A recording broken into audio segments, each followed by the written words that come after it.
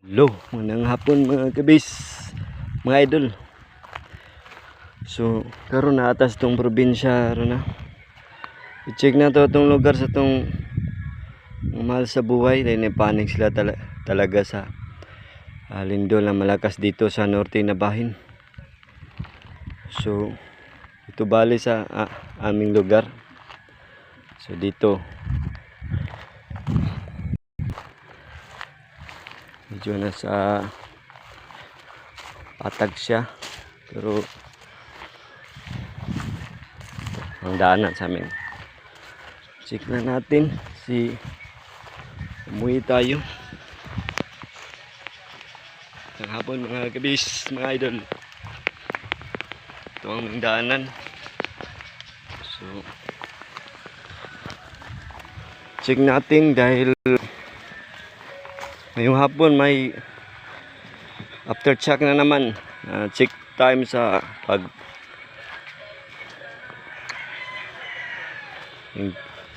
bahay namin. Check time sa after check. Malakas yun. Ngayon lang nag after check na rin. So 4:25 siguro yun nag aftershock ngayong araw na Sunday. May aftershock pa rin dito sa norte na bayan. So i-check natin yung lugar. Umuwi talaga tayo. Alam mo idol, umuwi talaga tayo sa ating probinsya ngayon dahil nagpanig ating mga pamilya dito.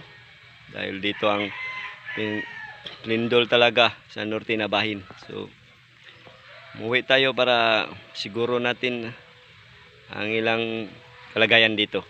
So what's up, i-check natin yung lugar. So dito na bahin doon sa hindi masyadong, so nasa bukid. So medyo mapatag siya. So itong bahay na to, wala na tayong sa mga mama at papa ko, wala na sila, wala nang nakatira dito. At dito ang aming medyo munting bahay na lang. So at least may natirahan tayo. So bali na sa probinsya tayo ngayon. So may tayo para i-check ang ating lugar.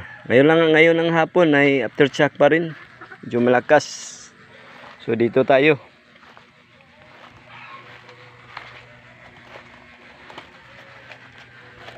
Dito tayo sa paligid, check natin para ating lugar. So dito, so sa paligid sa ating bahay. So medyo okay lang siguro. Hindi sila sabi na panik talaga sila. Medyo ninervyos sila sa lindol. Sa lang hapon, mayroon after check pa rin sa pag-uwi ko. Ngayong Sunday, after check time, 4:25 PM. Nag-after check. Medyo malakas yun. So, talagang okay lang. Okay lang talaga ang bahay at ang paligid. So, dito tayo. Balik tayo dito. So, yan ang alaga natin si Pulgoso. At si Chowriming. At yan ating munting bahay sa probinsya. Yan, no? Yung bahay sa munting probinsya, mga idol. Nakasabit yung mga medalya. Yan. Sabit niya ng mga medalya. So kahit munting bahay lang, pero yan, may medalya, maraming medalya. Mga medal, yung matalino ng mga bata. So ito yan ang munting bahay natin. I-check natin yung paligid. Nagpanik sila talaga, nervous. So ito na bahin. Oh. So wala naman tayong siguro magpanik dito. Pasalamat na tayo sa ating Panginoong nasa itaas, kay Lord, na medyo maayos at ligtas rin ang ating mga mahal sa buhay. Maraming salamat talaga sa ating Panginoong Jesus Christ. So, thank you so much, Lord, sa nasa maayos rin na lugar. Tayo na yan ang aking manok. So mga idol, so mayroon namang mga kahoy dyan, idol, na medyo siya ang ating kapalakas sa lupa. Tayo maalala sa kanila. Sa amin ngayon, ang problema lang dito sa amin, yung mga daanan kasi hindi madaanan ng bus patungo sa highway. So sa mga bridge niya ay nasira talaga, mga idol.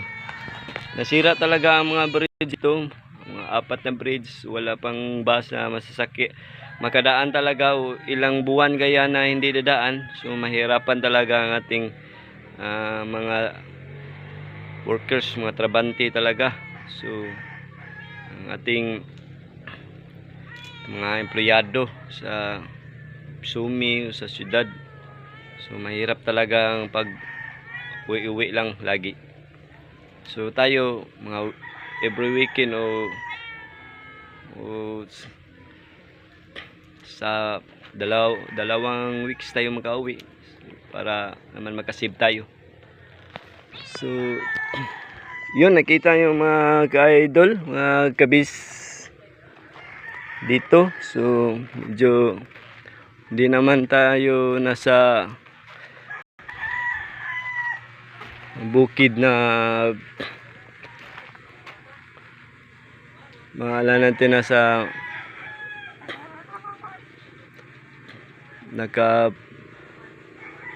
yan, sa mayroong bukid na sa ibaba ka, yung pinaka delikado. So ngayon wala namang bukid siya na nandito ka sa ibaba. So dito lang mga kaidol, and thank you for watching mga kaidol. So naka-relate sa ating video. So tignan nyo na rin ang yung mapaligid, pag-alala sa yung pamilya. Hindi talaga basta-basta. Magtrabaho lang kayo, umalis ng inyong bahay na hindi nakasiguridad sa safety ang inyong mga mahal sa buhay. Diba mga kaidol? So sundaan sa inyong wall ng video to. Paki-like naman mga kaidol at pakaiwan ng bakas diha. At maraming salamat. Thank you for watching. Ingat and God bless. Oh, hi.